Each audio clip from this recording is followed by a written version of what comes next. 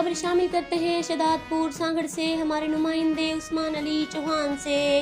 Press club Shahdadpur की जानिब से सहाफ़ियों पर रियासती जुल्म जबर के खिलाफ और इस्लामाबाद के सीनियर सहाफ़ी मोहसिन बेग के खिलाफ हुकूमती इमा पर FIA की कार्रवाई। गिरफ्तारी, तशद्दुद और अहले खाना को हरासा करने के खिलाफ एहतजाजी रैली निकाली गई, जो कि प्रेस क्लब से शुरू होकर मुख्तलिफ इलाकों से होती हुई प्रेस क्लब पर इख्तिताम पजीर हुई। रैली में शरीक सहाफ़ियों ने सियाह बैनर उठा रखे थे।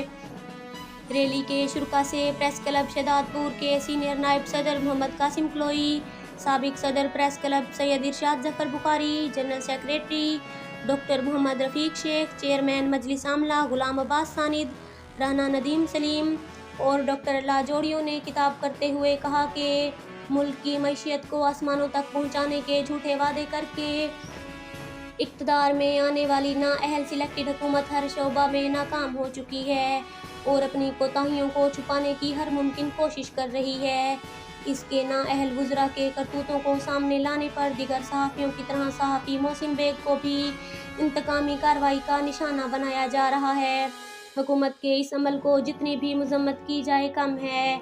उन्होंने कहा कि अगर हुकूमत ने सहाफ़ियों को जुल्म जबर का निशाना बनाने का सिलसिला ख़त्म ना किया और सहाफ़ी मोहसिन बेग को फौरी तौर पर रिहा ना किया तो सहाफ़ी बरादरी यकजहती का मुजाहिरा करते हुए मुल्क भर में सख्त एहतजाज करेगी।